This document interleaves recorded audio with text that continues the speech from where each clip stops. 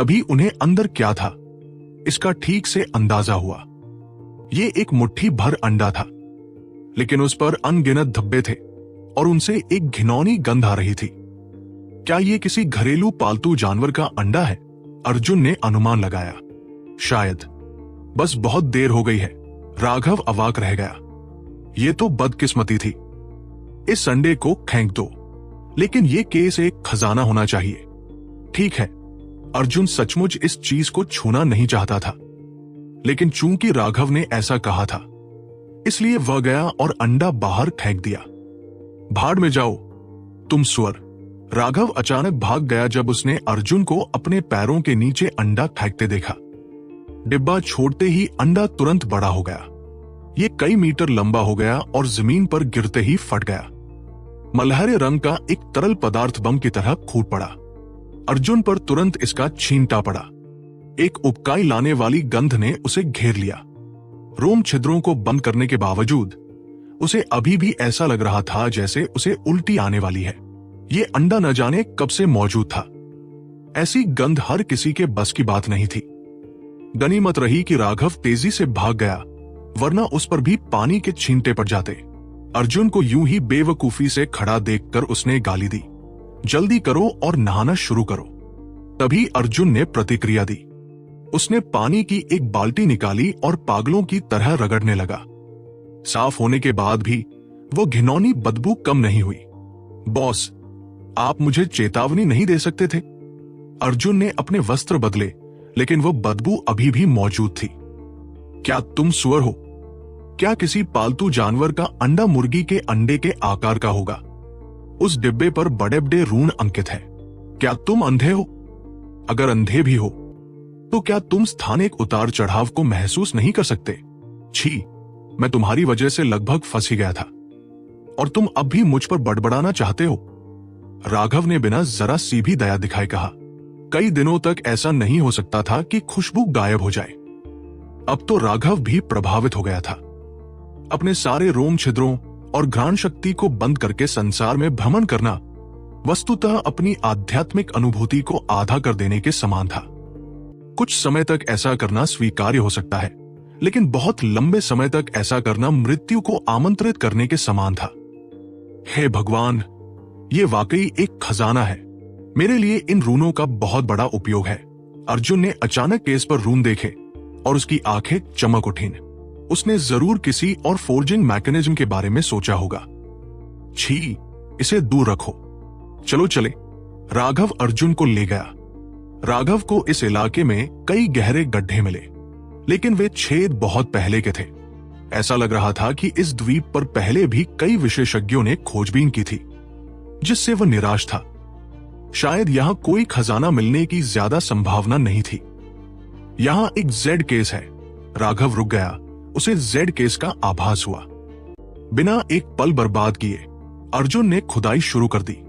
जैसे ही अर्जुन खुदाई कर रहा था, राघव ने चारों ओर देखा और बड़बड़ाए बिना नहीं रह सका। तर्क के अनुसार, चूंकि यह स्थान एक परीक्षण क्षेत्र था, इसलिए इसे एक पिंजरे की तरह होना चाहिए था जिसमें कीड़े फंस जाते। कीड़े छिपे हुए जमीनी सोने के मकड़ी की तरह होने चाहिए थे, जो भागने में असमर्थ थे। लेकिन अब न सिर्फ बोनथॉन ब्लडमाउथ वहां नहीं थे, बल्कि पूरा द्वीप ही तबाह हो चुका था। परीक्षण गुफाओं की खुदाई हो चुकी थी और लोग बस यहां खजाने की खुदाई ही कर सकते थे।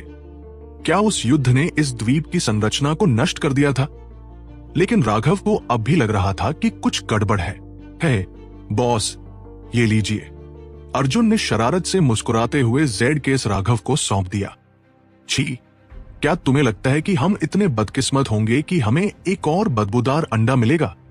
राघव ने आंखें घुमाई, लेकिन यद्यपि उनका स्वर तिरस्कारपूर्ण था, फिर भी उन्होंने मामले को दूर रखा और उसे खोलने के लिए अपनी आध्यात्मिक शक्ति का प्रयोग किया। जब डिब्बा खोला गया तो जरा सी भी बदबू नहीं थी, बल्कि किसी इत्र की खुशबू थी जो पूरे वातावरण में फैल रही थी। अंदर एक मोती था। मोती एक बच्चे की मुट्ठी के आकार का था। उसका पूरा शरीर जेड जैसा था। आध्यात्मिक क्यूई उसके चारों ओर घूम रही थी और वो खूबसूरती से चमक रहा था। उसमें से एक घनी इत्र की खुशबू आ रही थी। जिसे सूंघने में बहुत सुकून मिल रहा था। बॉस, इसे मुझे दे दो, मैं इससे अपने अंदर से आने वाली गंध को छुपा सकती हूं। अर्जुन खुश हो गया, उसे बस यही चाहिए था। तुम नहीं कर सकते, यह 7वीं श्रेणी का नौरंग एल्क का निदान है। यह महिला साधकों के लिए अविश्वसनीय रूप से कीमती है। इसके अंदर का सार किसी व्यक्ति को हमेशा जवान बनाए रखने में मदद कर सकता है। अगर तुम ऐसे प्राकृतिक खजाने को बर्बाद करोगे, तो अगर नेहा को इसके बारे में पता चला तो वो तुम्हें जरूर टुकड़े टुकड़े कर देगी। इसके अलावा मैं भी तुम्हारे द्वारा खसाया जाऊंगा। राघव हंसा। वाकई ये चीज इतनी अद्भुत है, इसका प्रभाव पौराणिक अनंत फल जैसा ही है। अर्जुन ने पूछा। प्रभाव की बात करें तो इसकी तुलना निश्चित रूप से नहीं की जा सकती। उस चिरस्थायी रूप फल का सीधे सेवन किया जा सकता है, लेकिन मुझे पहले इस निदान के भीतर का सार निकालना होगा और उसे एक गोली में बदलना होगा। आप जानते हैं कि महिलाओं को अपनी सुंदरता कितनी पसंद होती है। उनमें से कई अपनी दीर्घायु और यहां तक कि अपनी साधना का आधार भी त्यागने को तैयार है। मेरा अनुमान है कि यदि संप्रदाय गुरु को उसके रूप की परवाह नहीं होती तो वो बहुत पहले ही राजा के दायरे में प्रवेश कर चुकी होती। राघव ने कहा, तो फिर तुम कुछ एवरलास्टिंग फेस पिल्स रिफाइन करके मुझे क्यों नहीं देते? है, तुम जानते हो मैं है, तुम समझ रहे हो। अर्जुन ने कहा। उसके चेहरे पर उस मनहूस भाव से ऐसा लग रहा था कि सचमुच कोई भी ऐसा नहीं होगा जो उसकी बात न समझे। चिंता मत करो, इस निदान में मौजूद सार मेरे लिए गोलियों की कई भट्टियों को परिष्कृत करने के लिए पर्याप्त है। मुझे अपनी सुंदरियों के लिए गोलियों की केवल एक भट्टी की आवश्यकता होगी। यदि तुम में क्षमता है तो तुम बाकी सब ले सकते हो।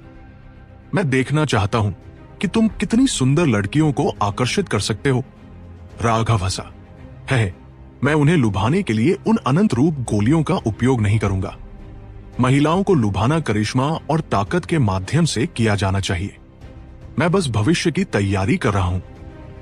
अगर कोई खूबसूरत महिला आती है जो मेरी प्रशंसा करती है और हमारे बीच बस थोड़ी सी आग की कमी है, तो एक बार जब मैं उसे अनंत रूप गोली भेजूंगा तो कौन विरोध कर सकता है? अर्जुन शरारत से हंसा। अर्जुन, क्या तुमने कभी सोचा है कि तुम किस तरह की महिला चाहते हो? राघव ने अचानक पूछा। मैं इसे कैसे कहूं? मेरी जरूरतें ज्यादा नहीं है। जब तक वे मुझसे नफरत नहीं करते तब तक सब ठीक है।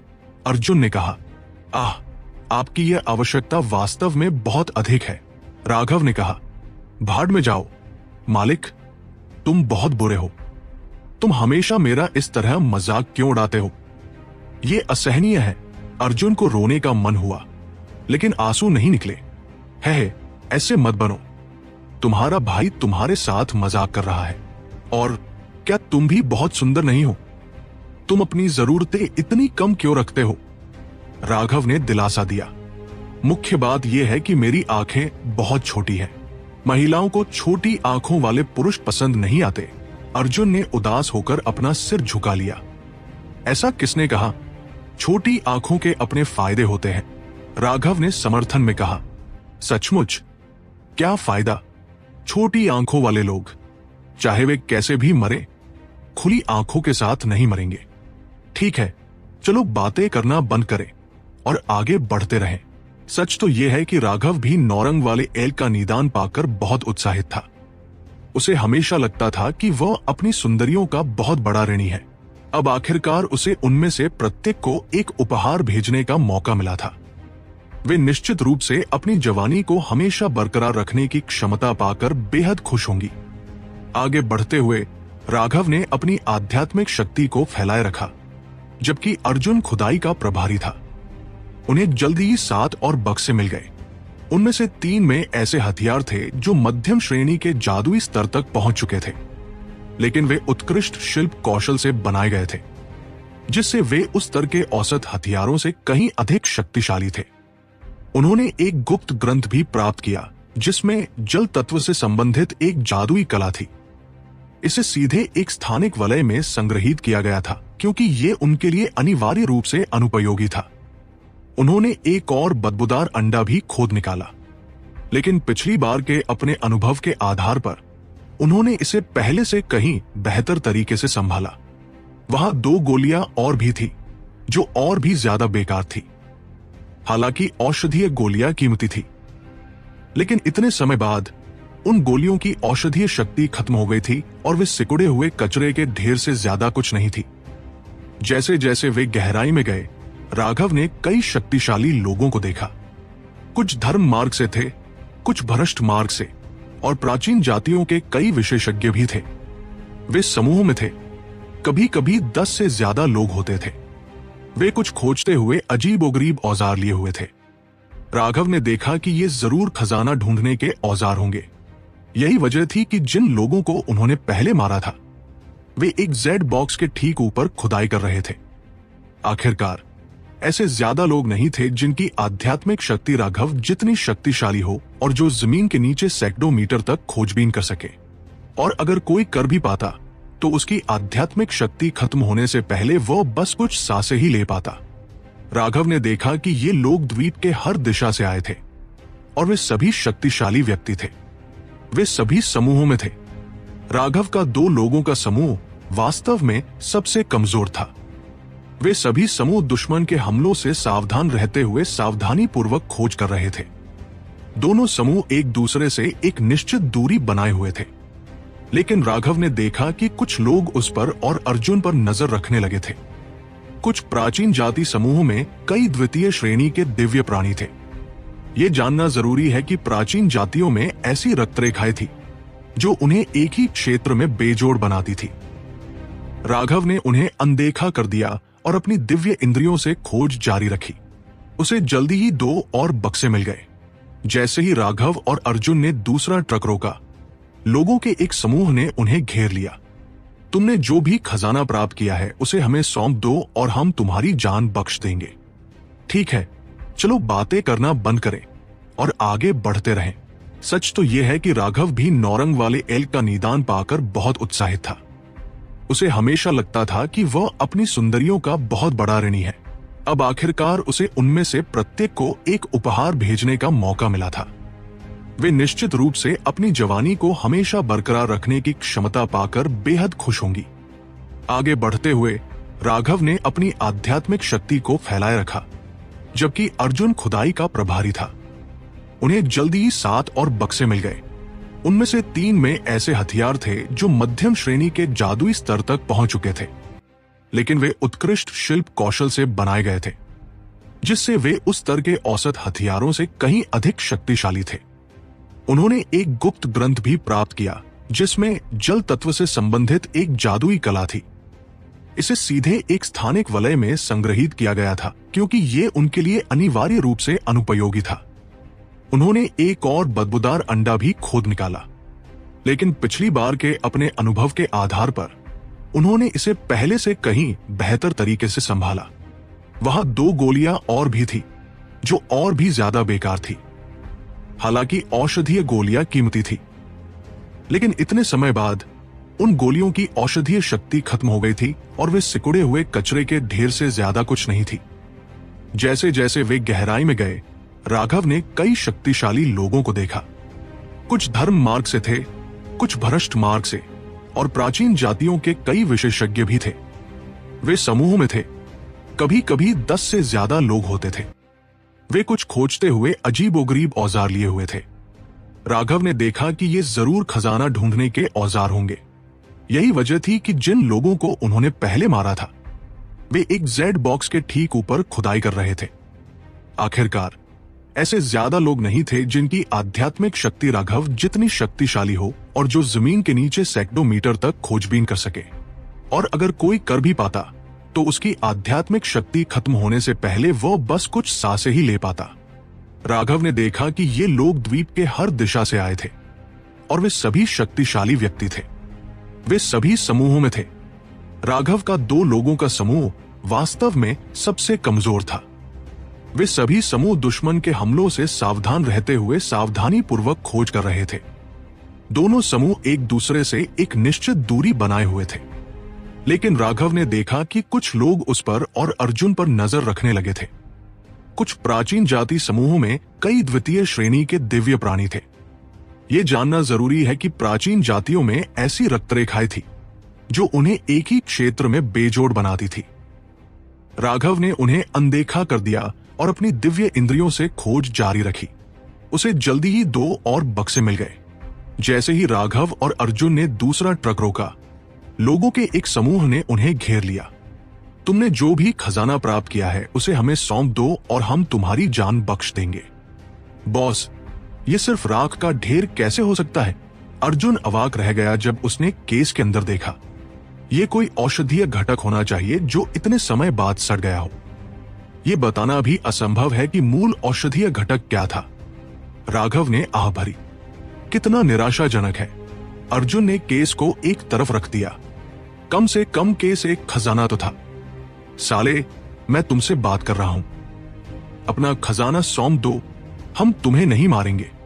राघव और अर्जुन उन्हें पूरी तरह से नजरअंदाज कर रहे थे, जिससे ये समूह क्रोधित हो गया। वे दोनों इस समूह को देख रहे थे।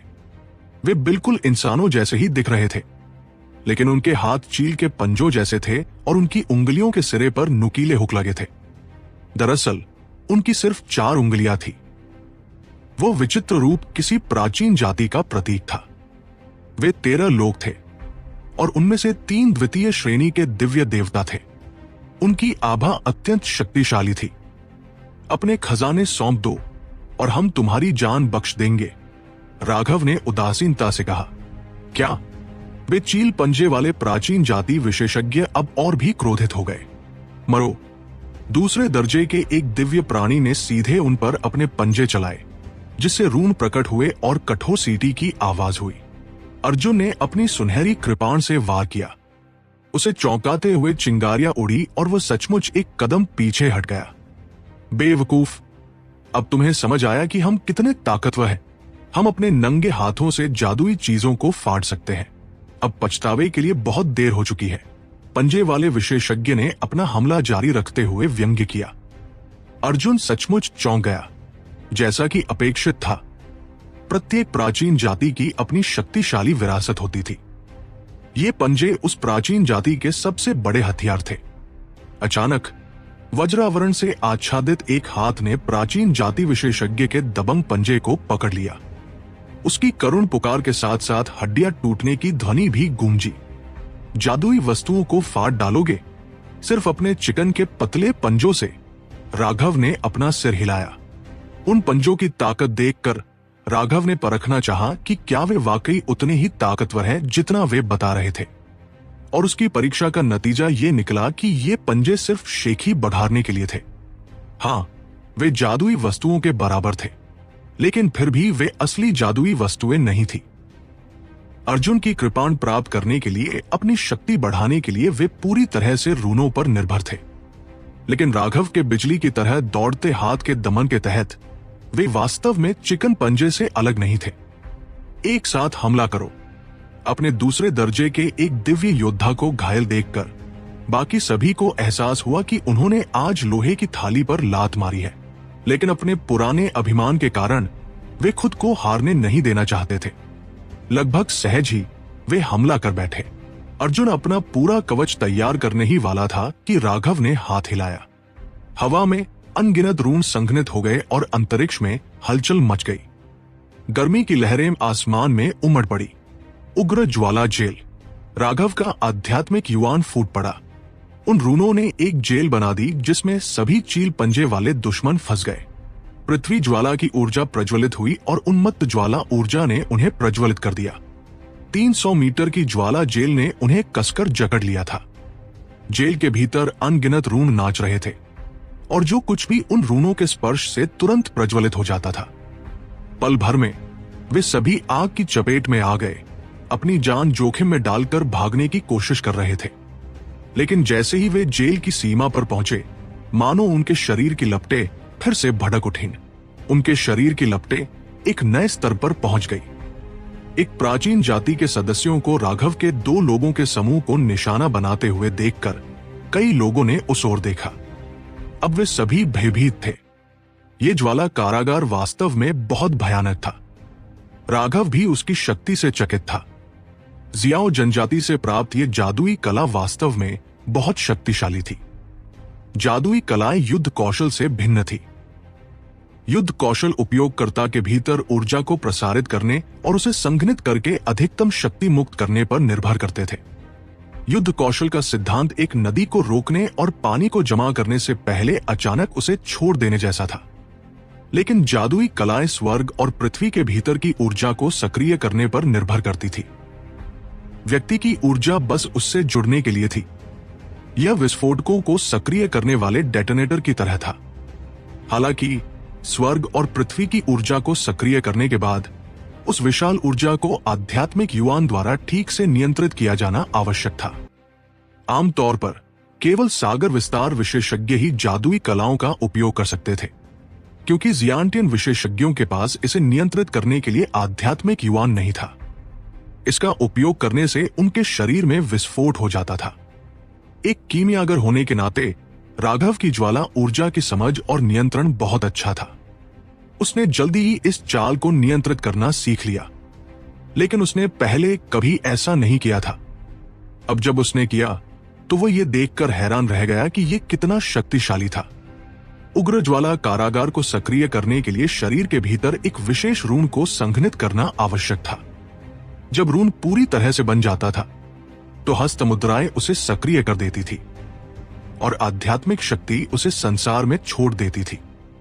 जब जेल का निर्माण पहली बार हुआ तो उसने तुरंत अपने आसपास की सारी ज्वाला ऊर्जा को अपने में समेट लिया और उसे अपने रूनों में संघनित कर लिया। फिर अगला कदम था इसे पूरी तरह से पूरा करने के लिए एक व्यक्तिगत कोर ज्वाला की ऊर्जा का उपयोग करना। एक बार जब उग्र ज्वाला कारागार पूरा हो जाता तो अंदर अनगिनत छोटे छोटे रून भर जाते, जिनकी तुलना हल्की बूंदाबांदी से की जा सकती थी। लेकिन यह बूंदाबांदी अंतहीन थी और हर तरफ से आ रही थी। जो भी अंदर होता वो आग की लपटों में घिर जाता। वे सूक्ष्म रून जिस किसी चीज को छूते उसे प्रज्वलित कर देते। उनके भीतर की ज्वाला ऊर्जा ऐसी चीज नहीं थी जिसका प्रतिरोध उनका आध्यात्मिक युवान कर पाता। वे उसे रोकने के लिए केवल अपने स्वर्गीय दाव रूनों पर ही निर्भर रह पाते थे। लेकिन उन्हें जल्दी ही पता चल गया कि आग की लपटों को रोकने से उनकी मूल रूनिक ऊर्जा खतरनाक दर से समाप्त हो रही है। अगर ऐसा ही चलता रहा तो बस कुछ ही सांसों में वे जलकर राख हो जाएंगे। उन्होंने पागलों की तरह जेल पर हमला किया, भागने की कोशिश की, लेकिन जेल हिली तक नहीं। ऐसा लग रहा था जैसे वे ड्रैगन फ्लाई हों जो किसी खंभे को हिलाने की कोशिश कर रहे हों। सबसे भयानक बात यह थी कि जैसे ही उन्होंने जेल पर हमला किया, उनके शरीर में अजीब ऊर्जा का संचार हुआ। उनके शरीरों से चिपके हुए ज्वाला राक्षस प्रज्वलित बारूद के समान थे। उनमें से एक कमजोर तो सीधे फट गया और एक भी लाश नहीं बची। नहीं, चील पंजे के विशेषज्ञ निराशा से भर गए। अगर वे जेल पर हमला करते तो वह फट जाती, अगर वे हमला नहीं करते तो वो धीरे धीरे भस्म हो जाती। कोई तीसरा विकल्प नहीं था। जल्दी करो और हमें रिहा करो, वरना महान गरुड़ जाति तुम्हारा शिकार करेगी और तुम्हारे पूरे संप्रदाय और परिवार का सफाया कर देगी। दूसरे दर्जे के एक दिव्य प्राणी ने दहाड़ते हुए कहा। राघव अपनी बाहें पीठ के पीछे बांधे शांति से जेल में हो रहे बदलावों को देख रहा था। उसने उस व्यक्ति की बातों को पूरी तरह अनसुना कर दिया। वह अब भी इस बात से हैरान था कि उग्र ज्वाला जेल कितनी शक्तिशाली थी। उसने अपनी पूरी शक्ति का इस्तेमाल नहीं किया था क्योंकि वो सिर्फ इसका परीक्षण कर रहा था। उसका अनुमान था कि इसकी वर्तमान शक्ति अपने चरम का सिर्फ 1/3 ही है। वो इसकी असली ताकत इतनी जल्दी उजागर नहीं करना चाहता था, इसलिए उसने जानबूझकर इसे कमजोर कर दिया था। लेकिन उसे उम्मीद नहीं थी कि इसका असर इतना चौंकाने वाला होगा। ये जरूर पृथ्वी की ज्वाला के कारण होगा। राघव को अचानक समस्या की जड़ का ख्याल आया। एक ज्वाला जादुई कला होने के नाते रेजिंग फ्लेम प्रिजन की शक्ति पृथ्वी की ज्वाला के कारण बहुत बढ़ गई थी। यही वजह थी कि ये इतना चौंकाने वाला था। जबकि राघव विचारों में खोया हुआ था, अंतिम 2 रैंक 2 सेलेस्टियल्स अब और नहीं टिक सके और आत्मविनाश कर लिया। आत्मविनाश के बाद उनकी आत्माओं को भागने का भी मौका नहीं मिला। वे तुरंत भस्म हो गई। आग की लपटें गायब हो गई। स्वर्ग और पृथ्वी सामान्य हो गए। लेकिन 13 प्राचीन जाति विशेषज्ञ बिना कोई निशान छोड़े पूरी तरह से गायब हो गए थे। जमीन अछूती रह गई, जरा भी जला हुआ हिस्सा नहीं बचा। इस चाल का प्रयोग करने के बाद जादुई कलाओं में उसका अनुभव काफी बढ़ गया था। जादुई कलाएं इतनी शक्तिशाली इसलिए थी क्योंकि वे दुनिया की तात्विक ऊर्जा को सोख लेती थी। ये स्वाभाविक रूप से अत्यंत शक्तिशाली थी, लेकिन एक चाल के प्रयोग से आध्यात्मिक युवान और आध्यात्मिक शक्ति दोनों समाप्त हो जाती थी। ये थकावट बहुत ज्यादा थी। हालांकि शक्ति सार्थक थी, राघव को कुछ खतरा भी महसूस हुआ। सच तो यह है कि जादुई कलाएं दो तरफा तलवार होती है। हालांकि इनका इस्तेमाल दुश्मनों को मारने के लिए किया जा सकता था, लेकिन यह बहुत बड़ा खतरा भी पैदा करती थी। इसके दो कारण थे। पहला ये कि यदि आपकी अपनी शक्ति पर्याप्त नहीं है तो आप दुनिया की ऊर्जा को नियंत्रित नहीं कर पाएंगे और इससे जादुई कला आपके नियंत्रण से बाहर हो जाएगी। दूसरा खतरा यह था कि अगर आपके प्रतिद्वंदी के पास आपकी जादुई कला को नियंत्रित करने का कोई तरीका हो, उदाहरण के लिए वे आपकी जादुई कला का संतुलन बिगाड़ सकते थे, तब प्राकृतिक ऊर्जा पर आपका नियंत्रण भी टूट जाता और आपको प्रतिकूल प्रभाव झेलना पड़ता। इसमें कोई आश्चर्य की बात नहीं थी कि वे पुराने समुद्री विस्तार राक्षस भी जादुई कलाओं का इस्तेमाल आसानी से नहीं करते थे, जब तक कि उन्हें मजबूर न किया जाए। उन्हें नियंत्रित करना बहुत मुश्किल और बहुत खतरनाक था। बॉस, ये कौन सा युद्ध कौशल था? ये तो बहुत शक्तिशाली है। अर्जुन चौंक गया। 10 से ज्यादा प्राचीन जाति के विशेषज्ञ बिना किसी प्रतिरोध के इसकी चपेट में आकर भस्म हो गए। मत पूछो, युद्ध कौशल चाहे कितना भी शक्तिशाली क्यों न हो, तुम उसका इस्तेमाल नहीं कर पाओगे। तुम्हारा दांव पहले से ही दूसरों से बिल्कुल अलग है। अपना रास्ता खुद चुनो। राघव उसे युद्ध कौशल और जादुई कलाओं के बीच का अंतर समझाने की जहमत नहीं उठा सका। अपनी जिज्ञासा शांत करने के अलावा उसके लिए इसका कोई उपयोग नहीं था। यहां की भड़की हुई आग की जेल ने सबको चौंका दिया था। जो लोग राघव के साथ कुछ करने की योजना बना रहे थे, वे चुपके से अपने पसीने पोंछ रहे थे। उसके दुर्भाग्य से खुश होने वाले भी कई लोग थे। अब जब राघव ने ग्रेट ईगल प्रजाति के विशेषज्ञों को और इतने सारे लोगों को मार डाला था, तो ग्रेट ईगल प्रजाति निश्चित रूप से चीजों को ऐसे ही नहीं छोड़ेगी। दूर खड़े भ्रष्ट विशेषज्ञों के हाव भाव बदल गए और वे तुरंत भाग गए। लेकिन यह देखकर कि राघव उन्हें अनदेखा कर रहा था और खजाने की खोज जारी रखने पर ध्यान केंद्रित कर रहा था, वे थोड़ा निश्चिंत हो गए। हालांकि उन्होंने फिर भी खुद को और दूर रखने का फैसला किया। जैसे ही राघव और अर्जुन आगे बढ़े, अचानक विशाल पत्थरों ने रास्ता रोक दिया। द्वीप के मुख्य क्षेत्र तक पहुंचने के लिए चक्कर लगाकर जाने के अलावा कोई विकल्प नहीं था। एक छोटे से दर्रे से वे मुख्य क्षेत्र में प्रवेश कर गए। कुछ ही मील आगे बढ़ने पर राघव के चेहरे के भाव अचानक बदल गए। उनके सामने एक पहाड़ दिखाई दिया। वो सिर्फ 100 मीटर ऊंचा था और उसकी परिधि सिर्फ 1000 मीटर थी। लेकिन सबके भाव बदल गए। ऐसा इसलिए था क्योंकि ये पर्वत कंकालों से बना था। वे अनगिनत हथियारों और अंतरिक्षीय छल्लों के साथ एक साथ कसकर रखे हुए थे। इसे देखकर ज्यादातर लोगों के रोंगटे खड़े हो गए, यहां तक कि वे हथियार और अंतरिक्षीय छल्ले भी उन्हें लुभा नहीं पाए। ये एक जाल है। अर्जुन भयभीत था। यहां तक उनकी यात्रा बहुत शांत और आसान रही थी, लेकिन जैसे ही वे यहां पहुंचे, उन्होंने हड्डियों का ये विशाल ढेर देखा। और तो और, इन कंकालों के कपड़े अभी पूरी तरह से खराब नहीं हुए थे। उनकी मृत्यु निश्चित रूप से कुछ दशक पहले ही हुई होगी। कुछ कंकाल ऐसे भी थे जो सड़ चुके थे।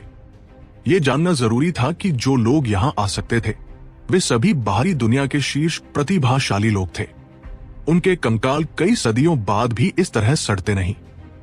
दूसरे शब्दों में, यहां मौजूद कंकाल अलग अलग काल के मृत विशेषज्ञों के ढेर थे। मुझे अब भागना चाहिए, अर्जुन ने फुसफुसाया। बहुत देर हो चुकी है। राघव ने अपना सिर हिलाया। उसने बहुत पहले ही अपनी दिव्य अनुभूति फैला दी थी, इसीलिए उसके हाव भाव पूरी तरह बदल गए थे।